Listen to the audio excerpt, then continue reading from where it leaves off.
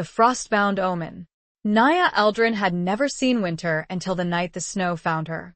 It came without warning, swallowing the town in a storm that only she could hear whispering her name. The ground froze beneath her feet. The air thickened with a presence unseen. And then she saw him. Standing at the center of the storm, a man with silver eyes and a crown of ice, waiting, watching. "You were never meant to live among them," he murmured, stepping forward. "You were meant to reign." Chapter 1. The unsettling calm before the storm.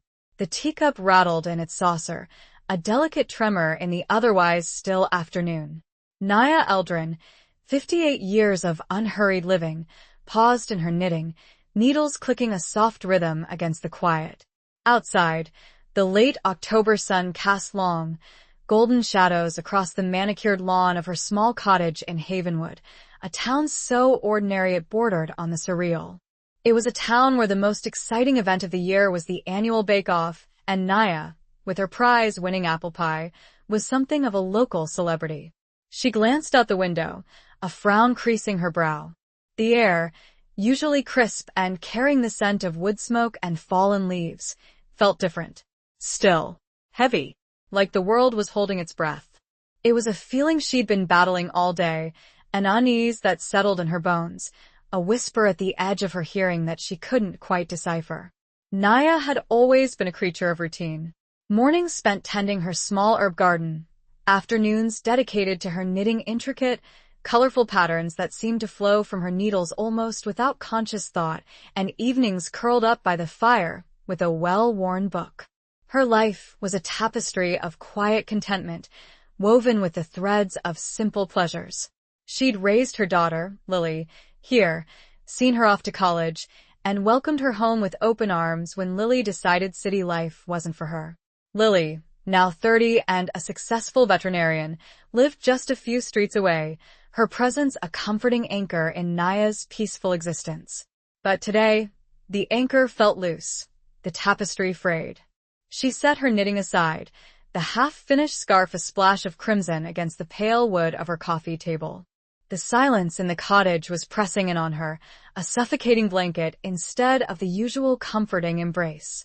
She rose, her joints protesting with a familiar ache that she usually ignored, and walked to the window.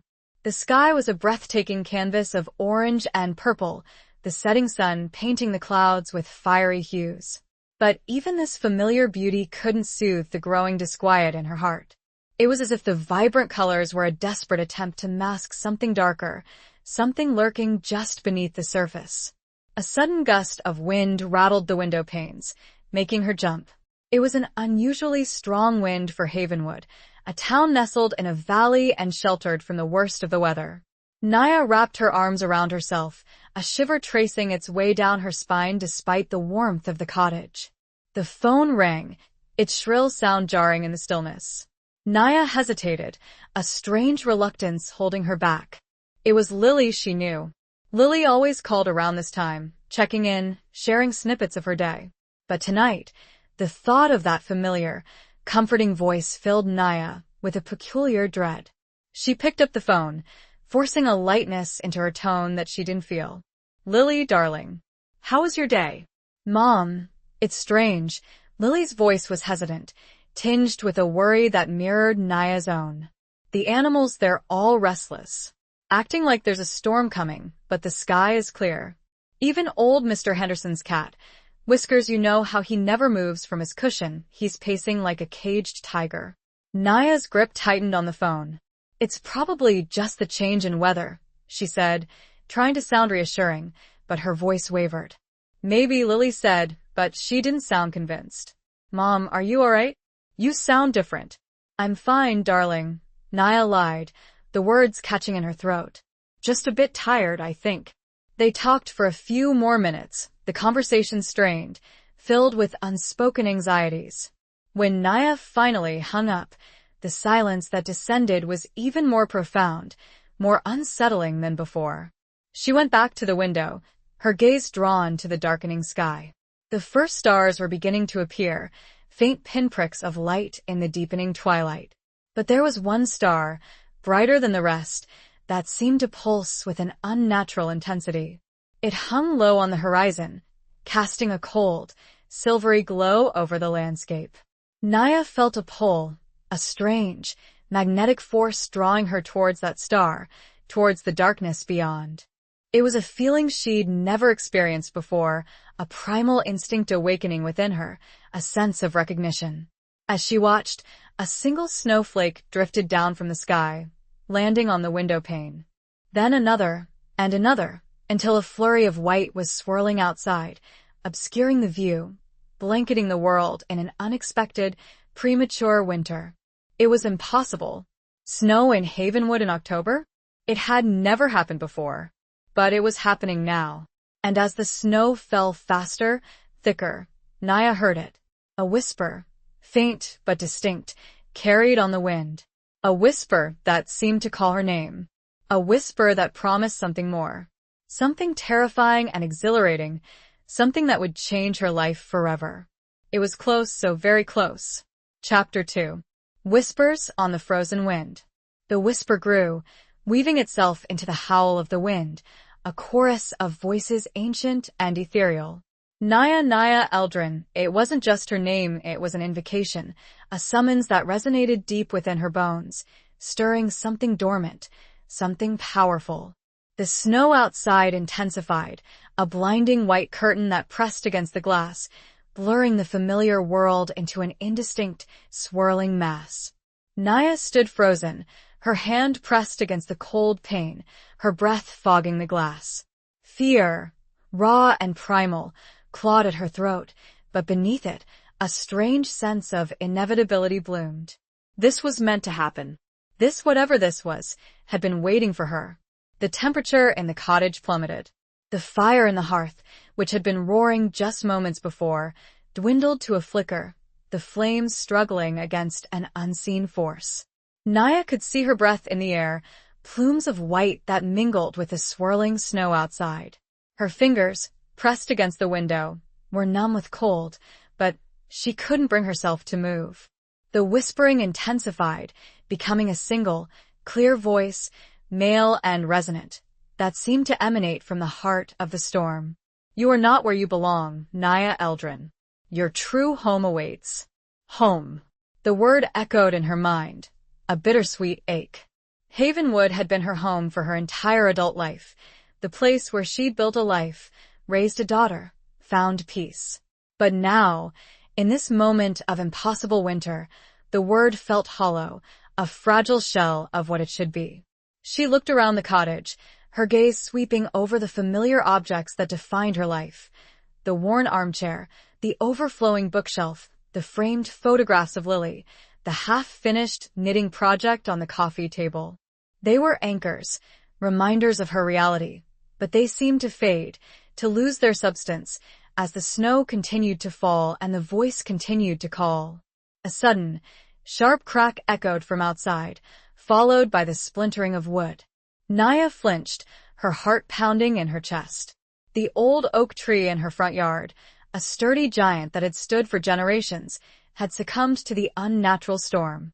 It lay broken on the ground, its branches buried beneath a thick blanket of snow. The sight jolted her, breaking the spell that had held her captive. Fear surged, but this time, it was mixed with a fierce determination. She wouldn't be a passive observer in her own life. She wouldn't let this whatever it was take her, without a fight. She stepped back from the window, her legs trembling, her body aching with a cold that seemed to seep into her very marrow. She needed to be warm, to think clearly. She stumbled towards the dying fire, her hands shaking as she tried to coax the flames back to life. But the wood was damp, refusing to catch, and the cold continued to intensify. She remembered the old wood-burning stove in the kitchen, rarely used but always stocked with dry kindling. It was her last hope. She made her way through the darkening cottage, her footsteps echoing in the unnatural silence. The snow outside was a solid wall now, pressing against the windows, shutting out the world. As she reached the kitchen, she saw it. A figure, silhouetted against the swirling white, standing just outside the back door. Tall and imposing, it was shrouded in shadow, its features obscured by the storm. But Naya could feel its presence, a powerful, magnetic force that drew her in, even as it terrified her. The figure raised a hand, and the snow around it seemed to part, creating a small, clear space. Naya could see, for the first time, the glint of silver. Eyes. Silver eyes that shone with an unnatural light, piercing the darkness, locking onto hers. She froze, her breath caught in her throat. The whispering had stopped. The wind had died down. There was only the silence, the snow, and the figure with the silver eyes. He didn't speak. He didn't need to. His gaze was enough. It was a promise and a threat, a challenge and an invitation. It was the embodiment of the storm, of the impossible winter, of the change that was sweeping through her life. Naya felt a tear trace a path down her cheek, freezing instantly in the frigid air. It was a tear of fear, but also of something else, something that felt strangely like hope. He took a step forward, and the back door, old and sturdy, creaked open, as if inviting him in. The snow swirled around his feet, but it didn't touch him. He was the storm, and the storm was him, and he had come for her. It was too late to go back. Chapter 3. The Silver-Eyed Stranger. He stepped inside, bringing with him a gust of icy wind that extinguished the last flickering embers in the hearth. The kitchen, moments before a haven of potential warmth, plunged into a chilling darkness, illuminated only by the eerie, silvery glow emanating from the stranger's eyes. He was taller than Naya had initially perceived, his presence filling the small space, making it feel even smaller, more confining. He was dressed in clothes that seemed both ancient and timeless, a dark, heavy coat that reached his knees, trimmed with what looked like silver fur beneath it, a tunic of a deep, midnight blue and trousers of a similar dark material, tucked into high, leather boots. There was a stark, almost brutal elegance to his attire, a sense of power and authority that radiated from him like the cold. But it was his face that held Naya captive. It was a face sculpted from ice and shadow, sharp cheekbones, a strong jaw, and a mouth that was both sensual and severe. His hair was the color of freshly fallen snow, pulled back from his face and falling in a thick braid down his back.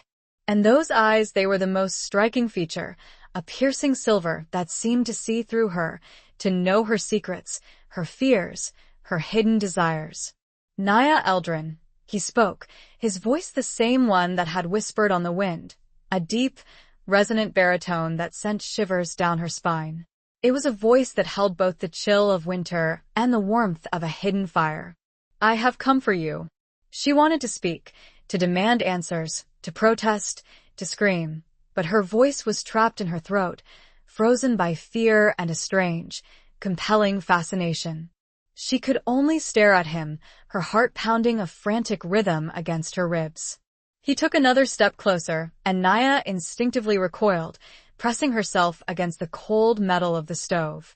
The distance between them was shrinking, the air thick with an unspoken tension, a magnetic pull that she couldn't resist. Who are you? She finally managed to whisper, her voice trembling, barely audible above the soft hiss of the snow that continued to fall outside. He tilted his head slightly, a flicker of something that might have been amusement crossing his features. You know who I am, he said, his voice softer now, a low murmur that seemed to wrap around her like a silken shroud. You have always known. She shook her head, confused and frightened. I don't understand. He reached out a hand, his fingers long and elegant, tipped with nails that seemed to gleam with an unnatural sharpness. Naya flinched, expecting the touch to be cold, but it was surprisingly warm, a gentle heat that radiated through her chilled skin.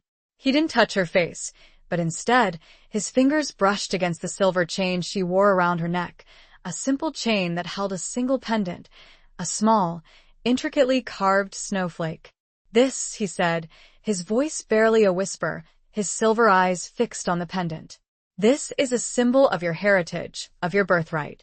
A reminder of who you truly are. Naya had worn the necklace for as long as she could remember. It had been her mother's, a gift passed down on her 18th birthday, with the cryptic words, "Never forget who you are, Naya." She'd always assumed it was a sentimental keepsake, reminder of her mother, who had died when Naya was still young.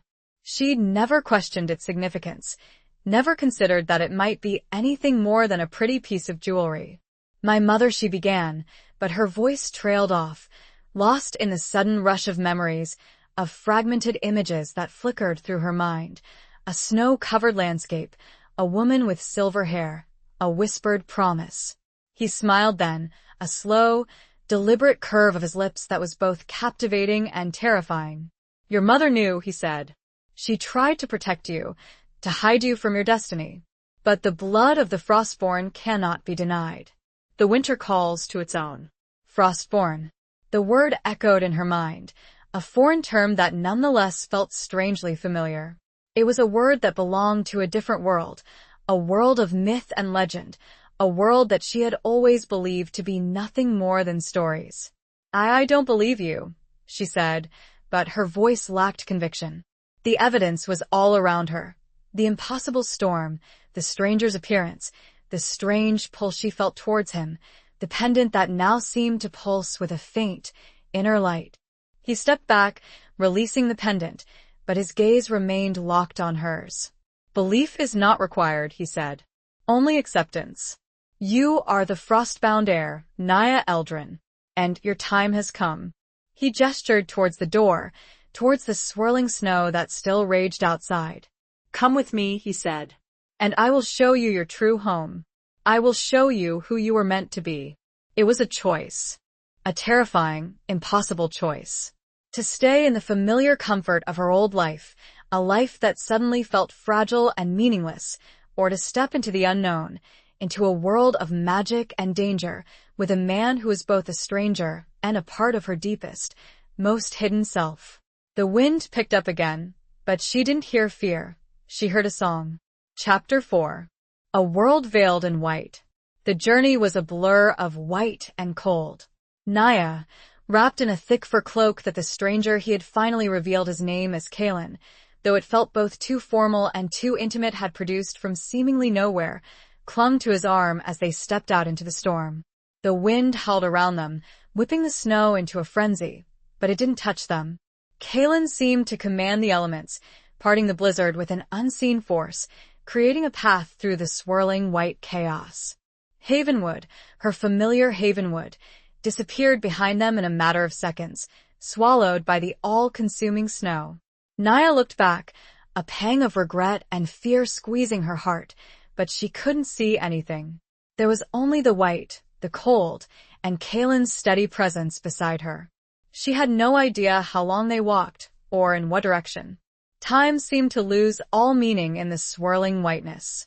The only sounds were the soft crunch of their boots on the snow and the occasional whisper of the wind, which now seemed to carry Kalen's voice, murmuring reassurances, guiding her forward. Gradually, the storm began to subside. The wind died down, the snow thinned, and the world slowly began to take shape around them. Naya gasped, her eyes widening in disbelief. They were no longer in Havenwood. They were somewhere else. Somewhere magical. They stood on a high, snow-covered cliff, overlooking a vast, breathtaking landscape. Below them, a valley stretched out, blanketed in a pristine layer of white. Towering mountains, their peaks capped with ice and snow, ringed the valley, creating a natural fortress. And in the center of the valley, nestled amidst a cluster of ancient, snow-laden trees, was a city. It wasn't a city like any Naya had ever seen. It was built of ice and crystal, its buildings shimmering with an ethereal, otherworldly light. Towers and spires reached towards the sky, their surfaces reflecting the faint glow of the hidden sun. Bridges of ice arched over frozen rivers, and intricate, delicate structures seemed to defy gravity, floating in the air like frozen snowflakes. "Welcome," Kalen said, his voice soft, his silver eyes reflecting the beauty of the scene, to Everfrost, the capital of the Winter Court. Naya stared, speechless, her mind struggling to comprehend what she was seeing. It was like stepping into a fairy tale, a dream made real. But it was also terrifying. This was a world she didn't understand, a world where magic was real, and where she, apparently, was a key player in a story she didn't know. I don't belong here, she whispered, her voice trembling. Kalen turned to her, his expression softening. He reached out and gently cupped her cheek, his touch sending a wave of warmth through her chilled skin. You do belong here, Naya, he said. This is your birthright. This is where you were meant to be. He gestured towards the city, towards the shimmering beauty of Everfrost. Your people await you, he said. Your queen awaits you. Queen. The word struck Naya like a physical blow. She, a queen? It was absurd. She was a knitter, a baker of apple pies. A grandmother to be Lily was expecting her first child in the spring. She was not royalty. She was not a ruler. I'm not a queen, she protested, her voice stronger now, fueled by a surge of defiance. I'm just Naya. Kalen smiled, a slow, knowing smile that sent a shiver down her spine. You are Naya Eldrin, he said. But you are also so much more. You are the last of the Frostborn line, the rightful heir to the throne of winter. And it is your destiny to rule. He took her hand, his fingers interlacing with hers, his grip firm and reassuring. Come, he said. Let me show you your home. He led her down a winding path, carved into the side of the cliff, towards the city below. As they descended, the air grew warmer, the snow less intense. The landscape began to change, the stark white giving way to patches of green, to hardy winter flowers that bloomed in defiance of the cold. Naya felt a strange sense of recognition. It was as if she had been here before, in a dream, in a forgotten memory. The scent of the air, the feel of the wind on her skin, the sound of the frozen river rushing beneath the ice bridges, it all resonated with something deep within her, something primal and ancient. As they approached the city gates, two figures emerged, clad in armor of shimmering ice, their faces hidden behind visors. They bowed low before Kalen, their movements precise and formal. My lord Kalen, one of them said, his voice muffled by the visor. Welcome back to Everfrost. We have been awaiting your return. And the queen? Kalen asked, his voice taking on a harder edge. She is anxious, the guard replied, his voice hesitant. The court grows restless. The absence of the air has caused unease. Kalen nodded, his expression grim. I have brought her, he said, gesturing towards Naya. Prepare the way. The frostbound air has returned. The guards stared at Naya, their eyes, visible through the slits in their visors, widening in surprise and something else. Something that looked like awe. They stepped aside, opening the massive gates, which were crafted from a single, seamless piece of ice, intricately carved with scenes of winter landscapes and mythical creatures. Naya took a deep breath, her heart pounding in her chest. She was stepping into a new world, a new life, a new destiny. And she had no idea what awaited her on the other side. The city beckoned, a frozen jewel in a vast, unknown land. Chapter 5. Echoes of a Forgotten Past. The city of Everfrost was even more breathtaking up close. The streets were paved with shimmering ice, smooth and polished, reflecting the light like 1,000 tiny mirrors. The buildings were crafted from a variety of crystalline materials, some clear as glass, others opaque and swirling with colors like frozen rainbows. Intricate carvings adorned every surface, depicting scenes of winter landscapes, mythical creatures, and figures that Naya vaguely recognized from her mother's stories. The air was alive with magic. Naya could feel it tingling on her skin, a subtle vibration that resonated deep within her bones. It was a strange, exhilarating sensation, both frightening and invigorating.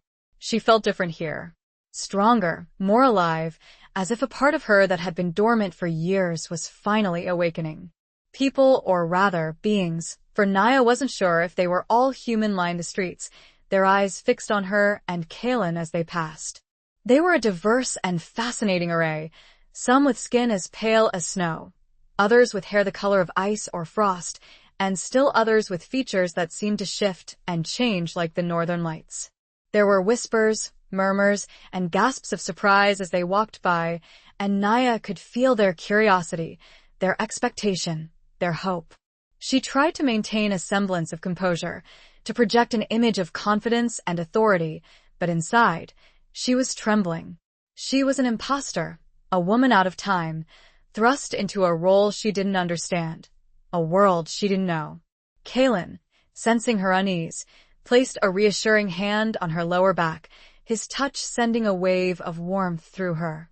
He didn't speak, but his presence was a comforting anchor in the swirling sea of unfamiliar faces and sights. They reached a large, imposing building that dominated the central square. It was a palace, crafted entirely from ice, its towers and spires reaching towards the sky like frozen flames. The surface shimmered with an inner light, casting a soft, ethereal glow over the surrounding area. "This," Kalen said, his voice low, his silver eyes fixed on hers, "is the Ice Palace, the seat of the Winter Court. Your home." Naya stared at it, her breath caught in her throat. It was magnificent, awe-inspiring, but also intimidating. It was a symbol of power, of responsibility, of a life she wasn't sure she was ready for. As they approached the entrance, a group of figures emerged, their attire even more elaborate and ornate than those they had encountered on the streets. They were clearly members of the court, advisors, officials, perhaps even royalty. At their head stood a woman, tall and regal, with a crown of ice resting on her silver hair. Her eyes, a piercing shade of blue, were fixed on Naya with an intensity that made her heart skip a beat. "Kalen," the woman said, her voice crisp and commanding. "You have returned, and you have brought her." Kalen bowed low, his movements graceful and respectful. "My Queen Lyra," he said. "I present to you Naya Eldrin, the Frostbound heir, the last of the royal line." Queen Lyra stepped forward, her gaze sweeping over Naya, assessing, scrutinizing. Naya felt naked beneath that gaze, exposed, vulnerable.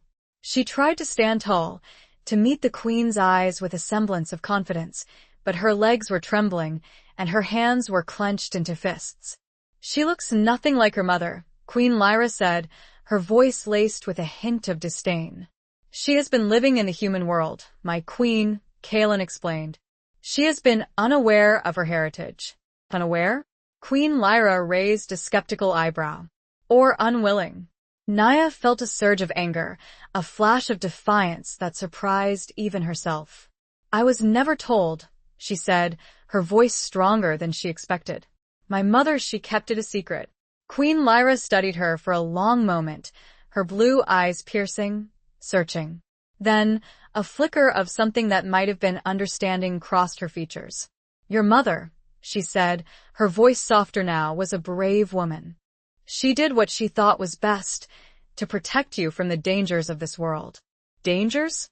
Naya asked, her curiosity piqued. "What dangers?"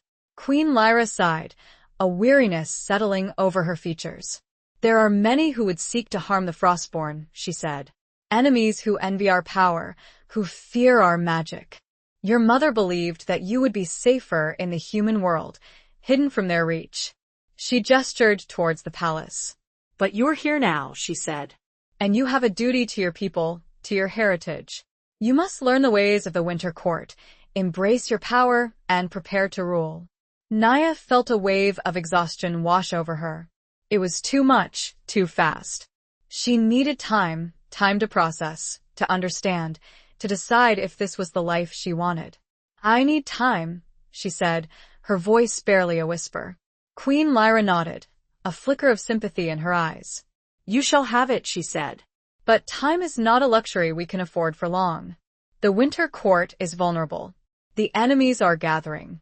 And you, Naya Eldrin, are our only hope." She turned to Kalen. "Take her to her chambers," she said. "Let her rest, let her adjust. And then the training begins." The weight of those words settled on Naya's shoulders like the newly fallen snow outside. Chapter 6. The Burden of a Frozen Crown. The chambers assigned to Naya were, unsurprisingly, magnificent. A vast, circular room with walls of shimmering ice, intricately carved with scenes of winter landscapes and mythical creatures. A huge four-poster bed, draped with furs and silks, dominated the center of the room, and a fireplace, filled with glowing, blue flames that emitted no heat but provided a soft, ethereal light, occupied one wall. Large windows, overlooking the city and the surrounding mountains, offered a breathtaking view, but Naya barely noticed. She was overwhelmed, exhausted, and more than a little terrified. The events of the past few hours had been a whirlwind, a dizzying descent into a world she had never imagined existed. She was a queen in waiting, the heir to a throne she didn't want, with responsibilities she didn't understand. Kaelin, who had remained silent and watchful throughout the encounter with Queen Lyra, finally spoke. "Are you all right, Naya?" he asked, his voice soft, his silver eyes filled with concern. She shook her head, unable to articulate the turmoil of emotions that were raging inside her. She felt lost, adrift, a small boat tossed on a stormy sea. He stepped closer, his presence a comforting warmth in the cold, unfamiliar room. He reached out and gently took her hand, his touch sending a familiar shiver down her spine. "I know this is a lot to take in," he said. "But you are not alone. I will be here to guide you, to help you." She looked up at him, her eyes searching his.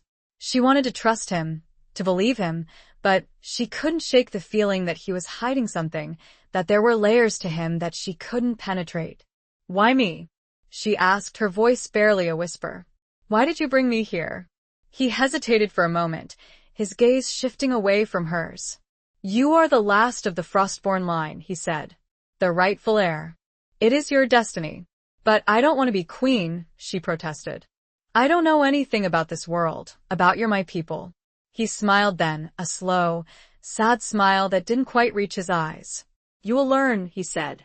"You have the strength, the courage, the magic within you. It just needs to be awakened." He released her hand and gestured towards the room.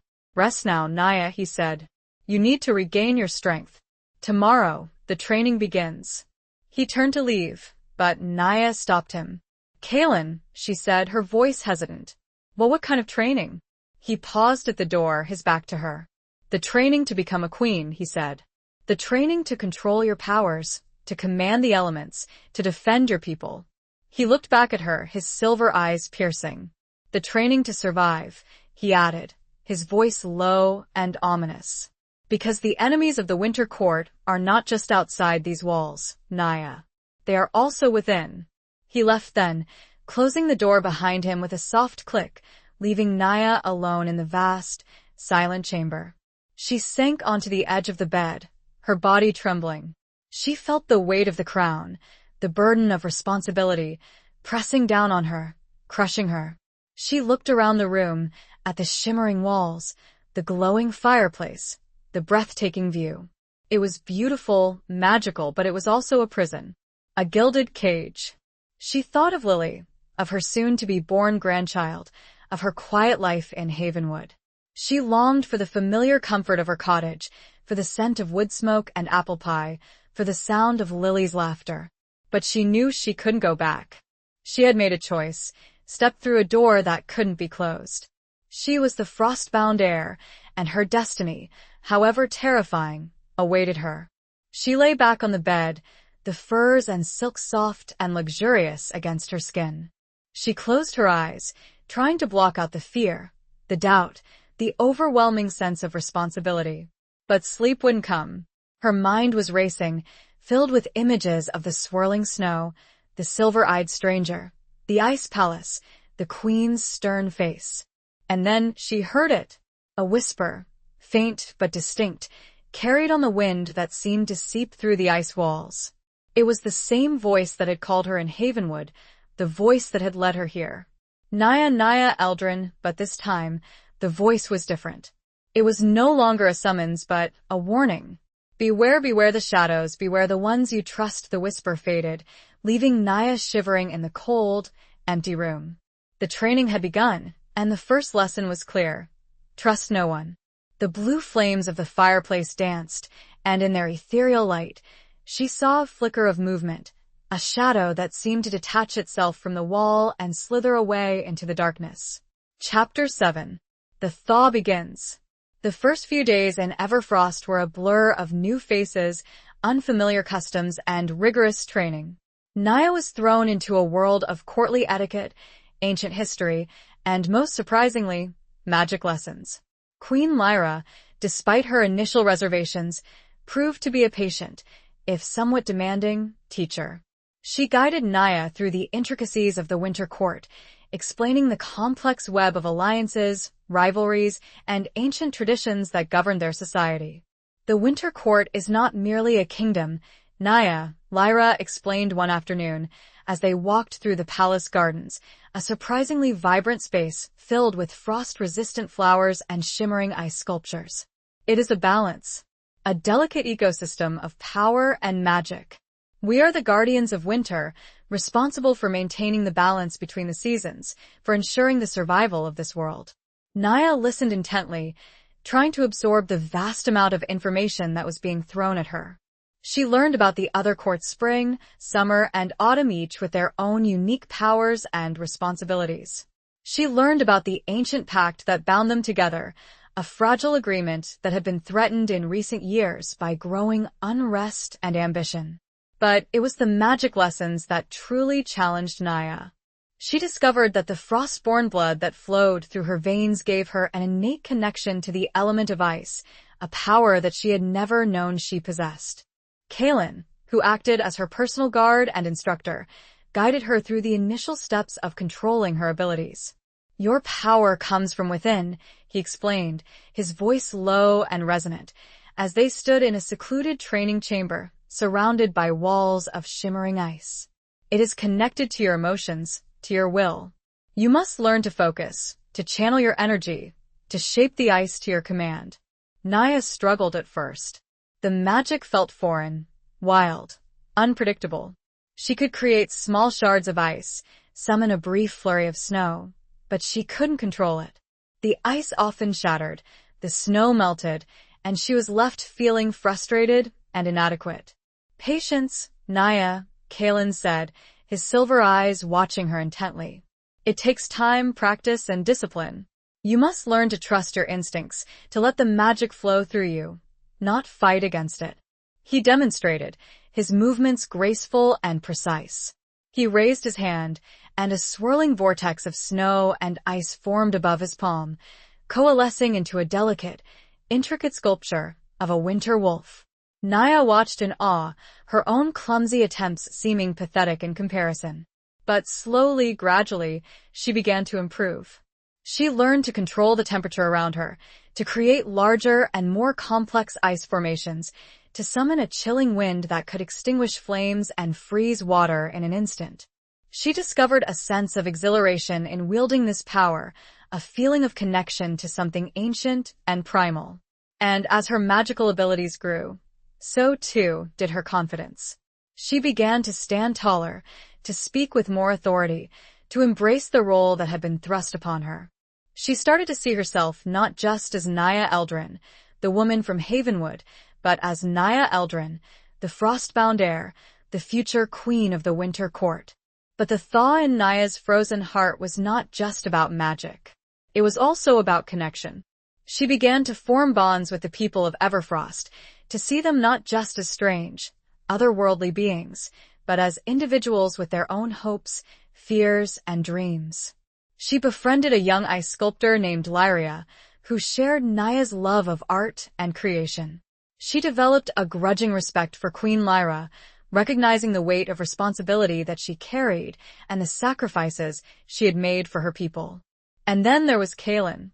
The enigmatic, silver-eyed stranger who had brought her to this world remained a constant presence in her life, her guide, her protector, her friend. She wasn't sure what to call their relationship. It was complex, layered with unspoken emotions, with a strange, magnetic pull that she couldn't deny. She found herself drawn to him, seeking his company, his advice, his reassurance. She admired his strength, his grace, his unwavering loyalty to the Winter Court. But she also sensed a darkness within him, a hidden pain that he kept carefully guarded. One evening, after a particularly grueling training session, Naya found Kaelin standing on a balcony, overlooking the city. The sky was a breathtaking canvas of swirling colors, the northern lights dancing across the horizon. "It's beautiful," Naya said, stepping beside him, her voice soft. He nodded, his gaze fixed on the shimmering lights. "Everfrost has its own kind of beauty," he said. "A stark, unforgiving beauty, but beauty nonetheless." They stood in silence for a moment, the only sound the soft whisper of the wind. Naya felt a familiar pull towards him, a desire to bridge the distance between them, to understand the secrets that he held so close. "Kaelin," she said, her voice hesitant, "tell me about your past. About who you were before you brought me here." He turned to her, his silver eyes searching hers. He hesitated for a long moment, as if weighing his words carefully. Then he began to speak, his voice low and laced with a hint of sadness. And as he spoke, secrets slowly unfurled, hinting at a past far more complex than Naya could have ever imagined. Chapter 8. Scars Beneath the Ice. Kaelin's story was not one of royal lineage or pampered upbringing, as Naya had initially assumed. He was not born into the Winter Court, but rather found himself there as a child, an orphan, taken in by Queen Lyra's predecessor, a kind but ultimately ineffective ruler. "I was different," Kaelin said, his voice distant, his gaze fixed on the swirling patterns of the northern lights. "I had the magic, the connection to the ice, but I was also wild. Untamed. I didn't fit in." He spoke of a childhood spent on the fringes of the court, ostracized by the other children, feared by some of the adults. He found solace in the solitude of the mountains, in the company of the winter wolves, the creatures that he seemed to understand better than his own kind. "I was a warrior, not a courtier, and had no ability to navigate the delicate games of power," he continued. He was skilled, powerful, yes, but also reckless, impulsive, driven by a rage that he couldn't control. It had, predictably, landed him in dire trouble. "I made mistakes," he said, his voice barely a whisper, his eyes filled with a pain that Naya felt deep in her own heart. Mistakes that cost lives. Mistakes that nearly destroyed the Winter Court. He described his life in those early years full of harsh lessons and brutal punishments. Lyra, a general then, witnessed one such punishment, he explained, and took him under her protection. She trained him, disciplined him, taught him to control his powers, to channel his rage into something constructive. She saw the potential within him, the strength and the loyalty that lay hidden beneath the surface of his wildness. "She saved me," he said, his voice thick with emotion. "She gave me a purpose, a reason to live. She made me who I am today." Naya understood then the depth of his loyalty to Queen Lyra, the unwavering devotion that she had witnessed. It was not just duty, it was gratitude, it was love, in a way that transcended the boundaries of courtly hierarchy. "And what were those mistakes?" Naya asked softly, her hand reaching out to touch his arm, a gesture of comfort and support. He flinched slightly at her touch, but he didn't pull away. He looked at her, his silver eyes filled with a vulnerability that she had never seen before. I trusted the wrong person," he said. "I was betrayed. And that betrayal nearly led to the downfall of the Winter Court." He didn't elaborate, and Naya didn't press him. She could see the pain in his eyes, the scars that he carried beneath the surface of his icy composure. She knew that the story was not yet complete, that there were layers of secrets still to be revealed. But in that moment, she felt a deeper connection to him, a bond forged not just by magic or destiny, but by shared pain, by shared vulnerability. She saw him not just as the powerful, enigmatic warrior, but as a man who had suffered, who had learned from his mistakes, who was striving to be better. "I understand," she said, her voice gentle. "We all make mistakes, Kaelin. It's what we do afterwards that matters." He smiled then, a genuine smile that reached his eyes, transforming his face, making him seem younger, less burdened. "Thank you, Naya," he said, "for understanding, for not judging." They stood in silence for a moment, the northern lights casting a soft, ethereal glow over them. Naya felt a warmth spread through her, a feeling of connection, of belonging, that she hadn't expected to find in this strange, magical world. The thaw has begun then? He asked, a touch of humor lighting up his eyes, referring back to her earlier comment. She nodded, smiling back at him. Yes. But there are still some frozen parts that might be shattered by the coming storm. Naya looked up into his silver eyes. It was a reminder of the threat that hung over them, of the enemies that were gathering, of the challenges that they would face together. But in that moment, surrounded by the beauty of Everfrost, with the warmth of Kaelin's presence beside her, she felt a flicker of hope, a belief that they could overcome anything as long as they faced it together. A faint, chilling breeze stirred, carrying with it the distant howl of a wolf. It seemed to echo the unspoken question hanging in the air between them. How long would this peace last? Chapter 9. The Court of Winter's Fury. The relative peace Naya had found was shattered by the arrival of emissaries from the other courts. Spring, summer, and autumn each sent representatives to Everfrost, ostensibly to welcome the frostbound air and reaffirm the ancient pact that bound the kingdoms together. But Naya quickly sensed an undercurrent of tension, a subtle game of power and suspicion being played beneath the veneer of courtly etiquette. The spring court emissary, a woman named Alara, was all delicate smiles and flowery compliments, but Naya saw the shrewdness in her green eyes, the calculated way she assessed every word, every gesture.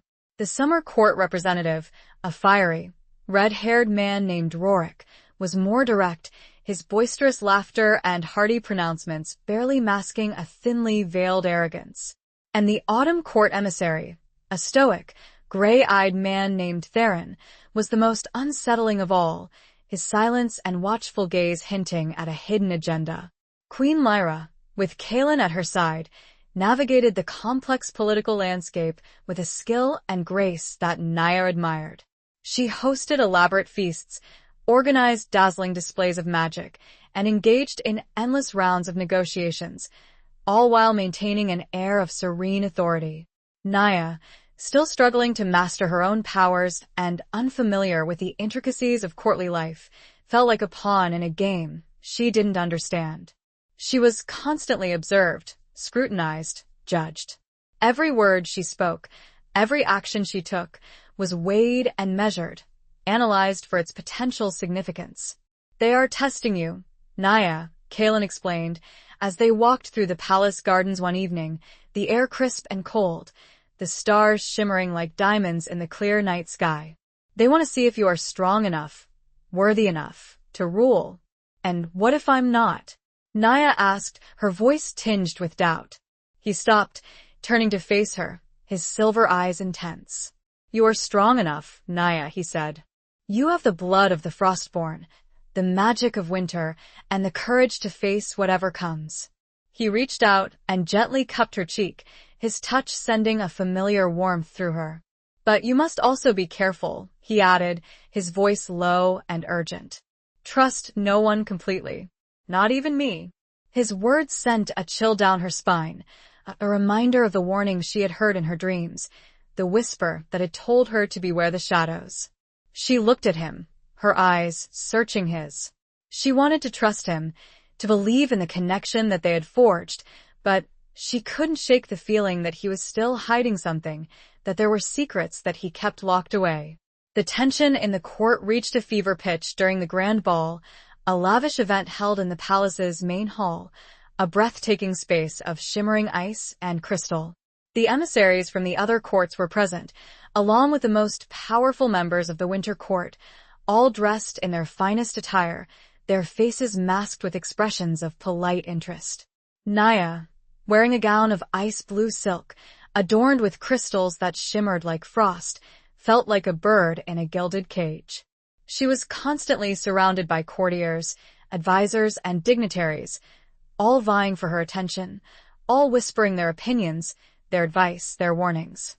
She danced with Kaelin, their movements graceful and synchronized, their bodies close, their eyes locked. She felt a strange sense of comfort in his arms, a feeling of security that she couldn't explain. But even as she danced, she could sense the eyes of the others upon them, watching, judging, speculating. She danced with Rorik, the summer court emissary, who flirted outrageously, his compliments too bold, his touch too familiar. She danced with Theron, the autumn court emissary, who remained silent and aloof, his gray eyes cold and unreadable. And then, she danced with Alara, the spring court emissary, who surprised her with a whispered warning. "Beware, frostbound air," Alara said, her voice soft but urgent, her green eyes filled with a strange mix of sympathy and concern. "There are those in this court who do not wish you well. There are those who would seek to use you, to control you, to destroy you." Naya's heart skipped a beat. She looked at Alara, her eyes searching hers. "Who?" she asked, her voice barely a whisper. "Who should I beware?" Alara glanced around the room, her gaze sweeping over the faces of the assembled guests. "I cannot say," she said. "But trust your instincts, Naya. Trust the whispers of your heart. And above all, beware the one closest to you." Alara's words echoed in Naya's mind, a chilling premonition that cast a shadow over the glittering festivities. The ball continued, the music, the dancing, the laughter, but Naya could no longer enjoy it. She felt trapped, surrounded by enemies she couldn't identify, by secrets she couldn't unravel. As the night wore on, a sense of impending doom settled over her, heavy and suffocating. The beautiful ice sculptures around the ballroom seemed to sneer, their frozen smiles turning menacing in the flickering candlelight. Chapter 10. A Dance of Shadows and Secrets. The days following the grand ball were filled with a growing unease. Naya found herself constantly looking over her shoulder, scrutinizing every face, every gesture, searching for any sign of betrayal. Alara's warning had shaken her, and she couldn't shake the feeling that she was surrounded by enemies, even within the walls of the Ice Palace. She tried to confide in Kalen, but he remained strangely distant, his usual warmth replaced by a guarded reserve. He dismissed her concerns, attributing them to the stress of her new role and the pressures of the upcoming coronation ceremony. "You are letting your imagination run wild, Naya," he said, his voice lacking its usual reassuring tone. "There is no one here who would wish you harm." But Naya couldn't shake the feeling that he was hiding something, that he was deliberately avoiding her questions. She remembered his own confession of past mistakes, of betrayal, and she wondered if he was somehow involved in the current intrigue. She decided to take matters into her own hands. She began to discreetly investigate, spending hours in the palace library, poring over ancient texts, searching for any clues about the history of the Winter Court, about the enemies that Queen Lyra had warned her about. She discovered that the Winter Court had a long and turbulent history, marked by periods of peace and prosperity, but also by periods of conflict and betrayal. She learned about the ancient rivalry between the Winter Court and the Summer Court, a feud that had spanned centuries and had resulted in countless deaths.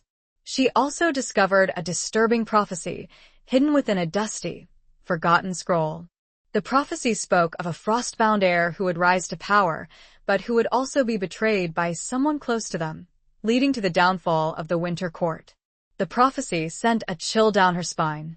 It echoed Alara's warning, and it reinforced her growing suspicion that she was in danger. But who was the betrayer? Who was the one closest to her who would seek to destroy her?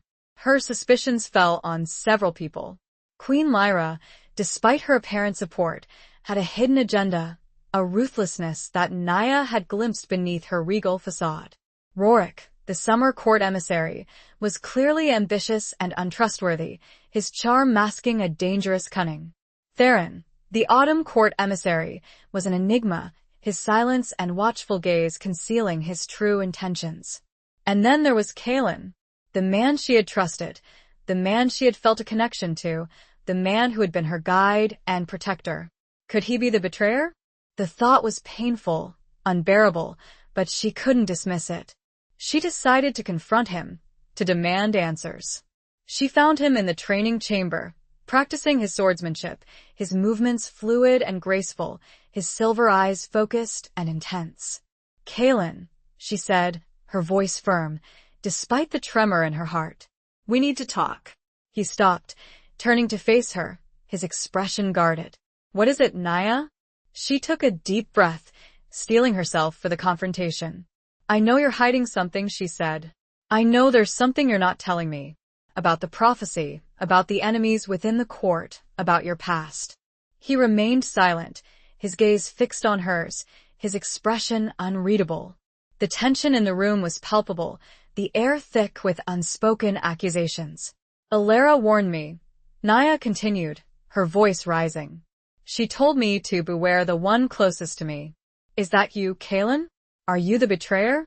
He flinched slightly, a flicker of pain crossing his features. But he still didn't speak. Tell me, Naya demanded, her voice cracking with emotion. Tell me the truth. He finally spoke, his voice low and strained. There are things you do not understand, Naya, he said. Things that are better left hidden. No, she cried. I deserve to know the truth. I deserve to know who I can trust. He took a step towards her, his hand reaching out as if to touch her, but then he hesitated, his hand falling back to his side.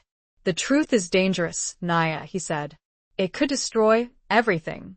I don't care, she said. I need to know. Please, Kaelin. Tell me. He looked at her for a long moment, his silver eyes filled with a conflict of emotions. Then, he sighed, a deep, weary sigh that seemed to carry the weight of the world. Very well, he said. I will tell you the truth. But be warned, Naya. Once you know, there is no going back. He paused, taking a breath as though preparing to dive into icy water. The prophecy is true, and my past inextricably tied to it. Chapter 11. The Price of Allegiance. Kaelin's confession was a slow, agonizing unraveling of a past shrouded in shadow and regret. He spoke of a time before Queen Lyra's reign, a time when the Winter Court was ruled by a weak and indecisive king, easily manipulated by his advisors. Kaelin, young and impetuous, had been a rising star in the court, his magical abilities and martial prowess earning him the favor of the king. But he had also been reckless, arrogant, and easily swayed by flattery. He had fallen under the influence of a charismatic and ambitious courtier named Mocker, a man with a hidden agenda and a thirst for power. Mocker was from the Summer Court, Kaelin explained, his voice laced with bitterness. He had infiltrated the Winter Court, posing as a loyal advisor, but his true allegiance was to his own kingdom. He saw me as a tool, a weapon to be used to destabilize the Winter Court and pave the way for Summer Court takeover. Mocker had manipulated Kaelin, feeding his ego, exploiting his insecurities, and gradually turning him against the king. He had convinced Kaelin that the king was weak, that he was unfit to rule, and that Kaelin himself was the only one who could save the Winter Court from ruin. I was a fool, Kaelin said, his voice filled with self-loathing. I believed his lies. I trusted him. And I betrayed my king. He described how he had helped Mocker orchestrate a coup, a plot to overthrow the king and install Kaelin as a puppet ruler controlled by the Summer Court. But the coup had failed, thanks to the intervention of Lyra, who at the time was a young but fiercely loyal general. Lyra had discovered Mocker's treachery and had rallied the loyalist forces, thwarting the coup and exposing Mocker's true identity. Mocker had been killed in the ensuing battle, and Kaelin had been captured, his betrayal revealed to the entire court. I was sentenced to death, Kaelin said, his voice barely a whisper. I deserved it. I had betrayed my king, my people, my own honor. But Lyra had intervened again. She had seen the remorse in Kaelin's eyes, the genuine regret for his actions. She had pleaded for his life, arguing that he had been manipulated, that he was still young and could be redeemed. The king, swayed by Lyra's arguments and recognizing Kaelin's potential, had commuted his sentence to life imprisonment. But Lyra had taken it upon herself to rehabilitate Kaelin, to train him, to teach him the true meaning of loyalty and responsibility. She saw something in me that I didn't see in myself, Kaelin said. She believed in me, even when I didn't deserve it. She gave me a second chance. He had spent years in isolation, undergoing rigorous training, both physical and mental. He had learned to control his powers, to channel his rage, to master his emotions. He had emerged from his imprisonment a changed man, humbled, disciplined, and fiercely loyal to Lyra, who had become queen after the king's death. That is the truth, Naya, Kalen said, his silver eyes meeting hers. That is my past. I am not the hero you thought I was.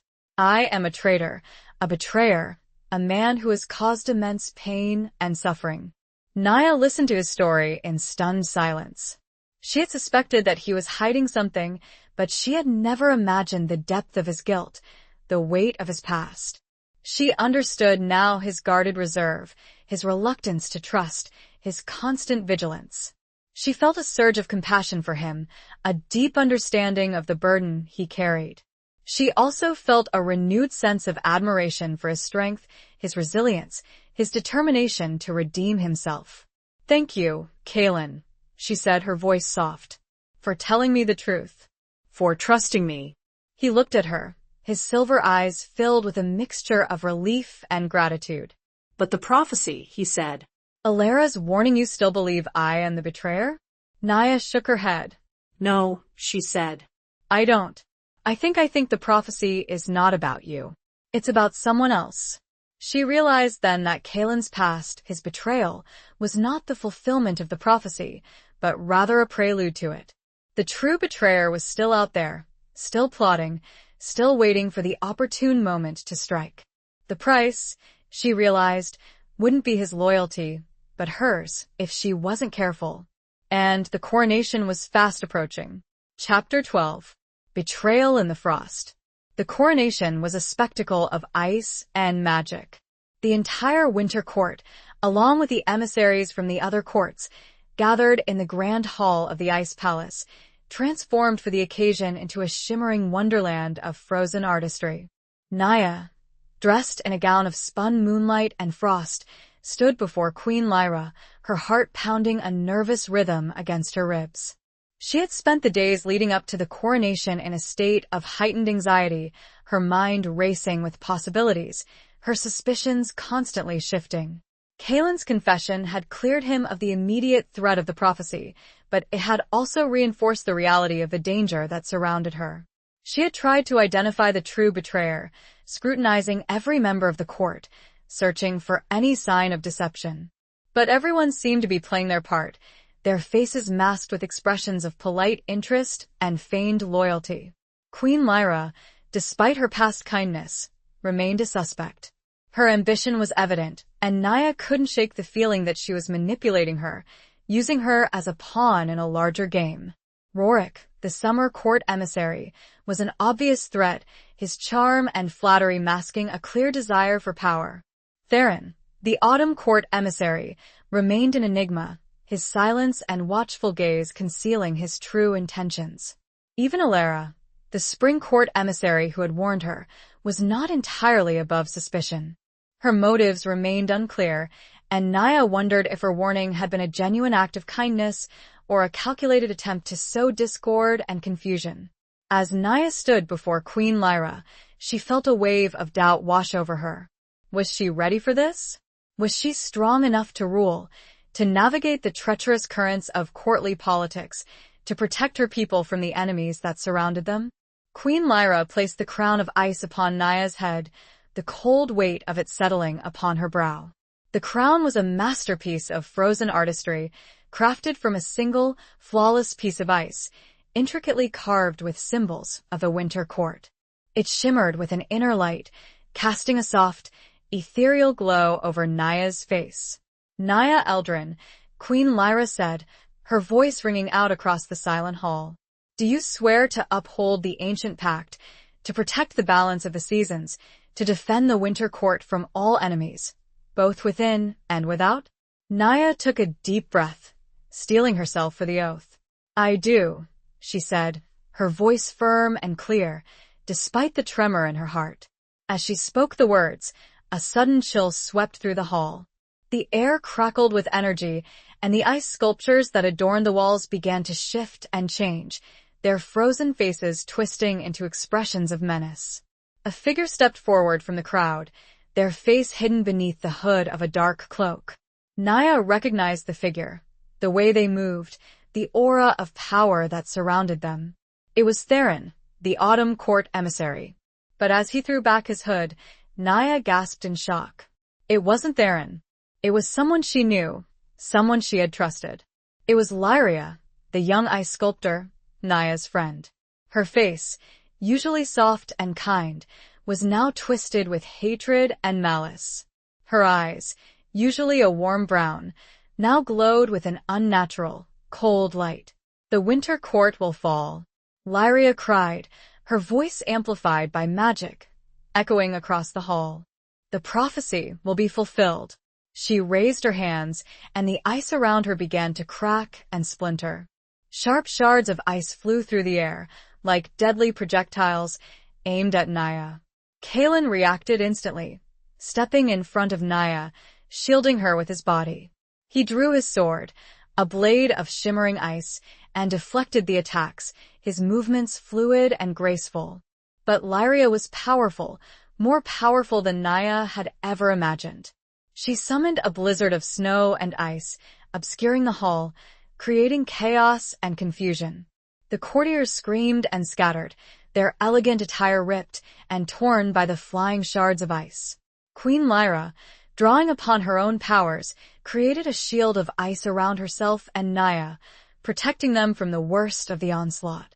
But the shield was weakening, cracking under the force of Lyria's attack. "She is a frost witch," Queen Lyra said, her voice strained. "A rare and powerful magic user, able to manipulate ice and snow with devastating force.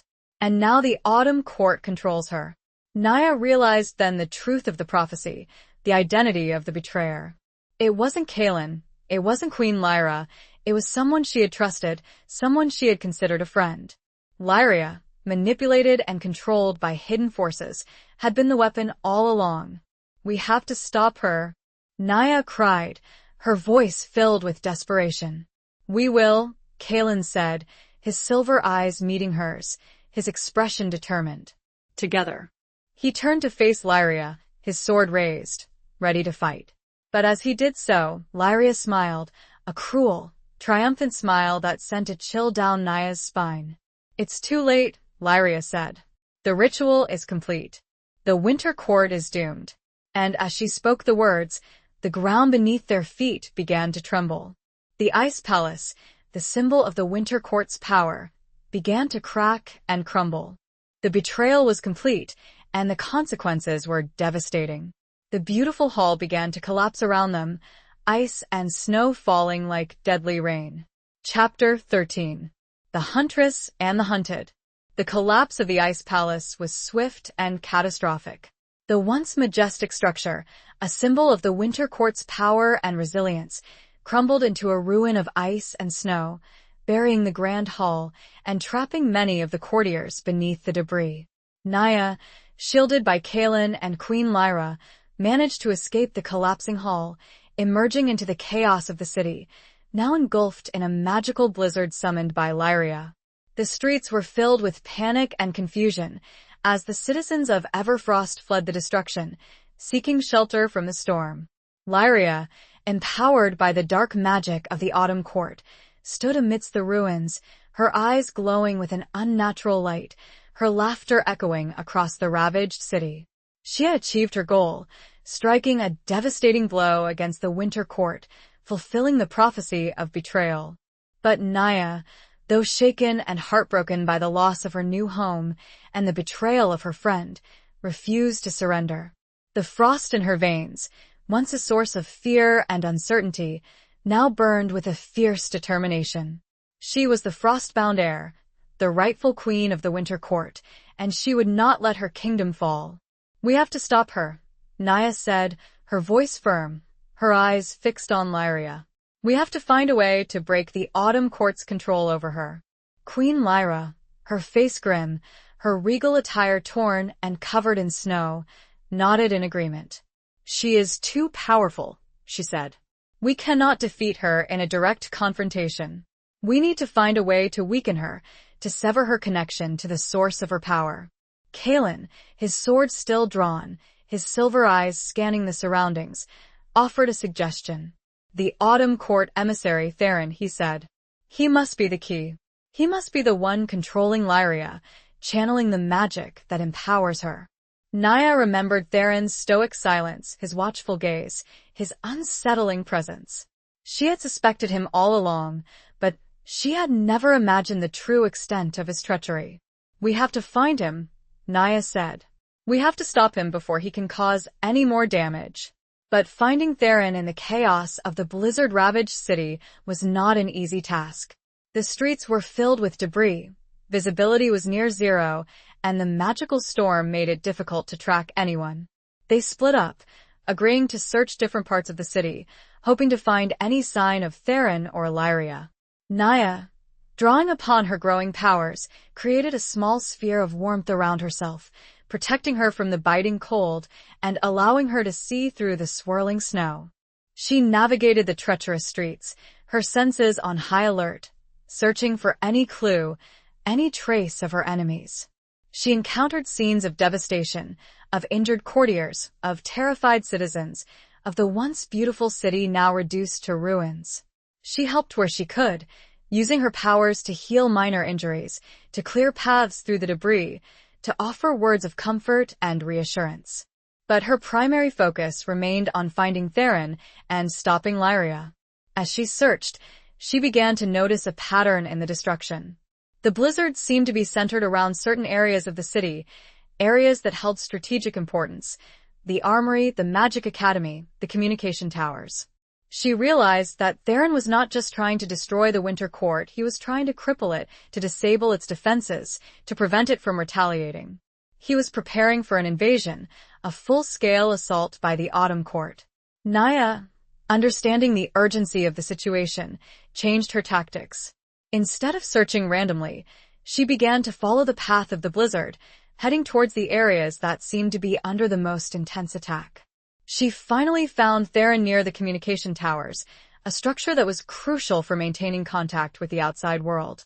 He was surrounded by a group of Autumn Court soldiers, their faces masked, their weapons drawn. He was directing them, using his magic to amplify the blizzard, to bring down the towers. Naya knew that she couldn't confront him directly. She was outnumbered, and Theron was a powerful magic user. She needed a plan, a way to distract him, to disrupt his control over the storm. She remembered the lessons Kaelin had taught her, about focusing her energy, about channeling her emotions, about trusting her instincts. She closed her eyes, took a deep breath, and drew upon the power of the frost within her. She created a diversion, summoning a swirling vortex of snow and ice that swept through the streets, scattering the Autumn Court soldiers and disrupting Theron's concentration. She then used her powers to create a path through the blizzard, leading directly to Theron. She emerged from the swirling snow, her eyes fixed on Theron, her voice ringing out across the storm. "Theron," she cried. "Stop this madness. Release Lyria from your control." Theron turned to face her, his gray eyes filled with surprise and anger. He raised his hand, ready to unleash a blast of magic, but Naya was faster. She unleashed her own power, a wave of frost that surged towards Theron, freezing the ground beneath his feet, encasing him in a prison of ice. The Autumn Court soldiers, stunned by Naya's sudden attack, hesitated, unsure of what to do. Naya seized the opportunity, rushing towards Theron, her hand outstretched, ready to break the connection between him and Lyria. But as she reached him, a figure emerged from the blizzard, a figure she recognized, a figure she had thought was her friend. It was Lyria, her eyes still glowing with an unnatural light, her face twisted with hatred. And she was holding a dagger made of ice, aimed directly at Naya's heart. The hunt was far from over, it was only just beginning. Chapter 14. Where the Heart Lies Frozen. Lyria's attack was swift and unexpected. Naya, focused on Theron, had not anticipated her friend's sudden appearance, nor the deadly intent in her eyes. The ice dagger, sharp and gleaming, plunged towards Naya's heart, driven by the force of Lyria's magic-enhanced strength. But at the last moment, Kaelin intervened. He had followed Naya, sensing her danger, and he reacted with lightning speed, throwing himself between her and Lyria, intercepting the dagger with his own body. The ice blade pierced his shoulder, a sickening crunch of ice against flesh and bone. Kaelin cried out in pain, staggering back, but he held his ground, shielding Naya from further attack. Naya gasped in horror, her eyes fixed on Kalen's wounded shoulder, the crimson stains spreading across his dark clothing. "Kalen!" she cried, her voice filled with anguish. Lyria, her face contorted with rage, tried to pull the dagger free, to strike again, but Kalen, despite his injury, held her wrist in a vice-like grip, preventing her from moving. "Run, Naya!" Kalen shouted, his voice strained with pain. "Stop Theron. Save the Winter Court." Naya hesitated, torn between her desire to help Kalen and her duty to stop Theron and save her kingdom. She knew that Kalen was right, that she was the only one who could stop Theron, but she couldn't bear the thought of leaving him to face Lyria alone. "I won't leave you," she cried. "You must." Kalen insisted, his silver eyes meeting hers, filled with a fierce determination. "It's the only way." Naya, seeing the urgency in his eyes, the unwavering loyalty that had always defined him, made a difficult decision. She turned and ran towards Theron, still encased in the prison of ice she had created. Theron watched her approach, his gray eyes filled with a mixture of fear and defiance. He struggled against the ice, trying to break free, but Naya's magic was strong, holding him captive. She reached him, her hand outstretched, her mind focused on breaking the connection between him and Lyria, on severing the source of Lyria's power. She channeled all her energy, all her will, into her touch, drawing upon the power of the frost within her. As her hand touched Theron's forehead, a surge of energy ripped through the air. A blinding flash of light illuminated the scene, followed by a deafening roar. The blizzard began to dissipate, the swirling snow and ice gradually subsiding. Lyria cried out, a scream of pain and anguish, as the connection to Theron was broken. The unnatural light in her eyes faded, replaced by a look of confusion and disorientation. She stumbled back, collapsing to the ground, her body trembling. Theron, freed from the ice prison, slumped to his knees, his face pale, his body weakened. He looked up at Naya, his eyes filled with defeat. "It's over, Theron," Naya said, her voice cold and firm. "Your treachery has failed." The Autumn Court soldiers, seeing their leader defeated, their magic dissipated, surrendered, dropping their weapons and raising their hands in submission. The battle was over. The Winter Court had survived. But the victory came at a heavy price. Naya turned back to Kalen, her heart filled with dread. She found him lying on the ground, his body still, his face pale, his breathing shallow. The ice dagger was still embedded in his shoulder, the crimson stains spreading further across his clothing. She knelt beside him, her hands trembling, her eyes filled with tears. "Kalen," she whispered, her voice choked with emotion. "Please don't leave me." She gently touched his face, her fingers tracing the lines of his strong jaw, his high cheekbones, his silver hair now matted with snow and blood. She felt a surge of love for him, a deep, profound connection that transcended the boundaries of their different worlds, of their different pasts. She had been so focused on the prophecy, on the threat of betrayal, that she had almost missed the truth that was staring her in the face. She had been looking for a betrayer when, all along, she had found a protector, a loyal friend, a man who had sacrificed himself to save her. She drew upon her powers, channeling the healing energy of the frost, trying to mend his wound, to stop the bleeding, to bring him back from the brink of death. But his injury was severe. The ice dagger had pierced deep, and her powers, though growing, were not strong enough to heal such a grievous wound. Queen Lyra arrived, her face etched with worry, her eyes filled with tears. She knelt beside Naya, offering what assistance she could, but it was clear that Kalen's condition was critical. "We need to get him to the healers," Queen Lyra said, her voice urgent. "They are the only ones who can save him." They carefully lifted Kalen, carrying him through the ravaged streets of Everfrost, towards the palace infirmary, a place where the Winter Court's most skilled healers practiced their ancient arts. As they carried him, Naya whispered words of comfort, of encouragement, of love. She told him how much he meant to her, how much she admired his strength, his courage, his loyalty. She promised him that she would not let him die, that she would do everything in her power to save him. Where her heart lay, frozen for so long, now thawed and bled for him. Chapter 15. The Unraveling Truth. The palace infirmary was a haven of quiet efficiency, a stark contrast to the chaos and destruction that reigned outside. The healers, skilled practitioners of ancient magic and traditional medicine, worked tirelessly to tend to the wounded, their faces grim, their movements precise. Kaelin was immediately taken to a private chamber, where the most experienced healers gathered around him, their hands glowing with a soft, ethereal light. Naya and Queen Lyra were forced to wait outside, their anxiety growing with each passing moment. Naya paced the corridor, her heart pounding, her mind racing. She replayed the events of the past few hours, the betrayal, the battle, Kaelin's sacrifice. She felt a crushing weight of guilt, a sense of responsibility for his injury. If only she had been more vigilant. If only she had seen through Lyra's deception sooner. If only she had been stronger. Queen Lyra, seeing Naya's distress, placed a comforting hand on her shoulder.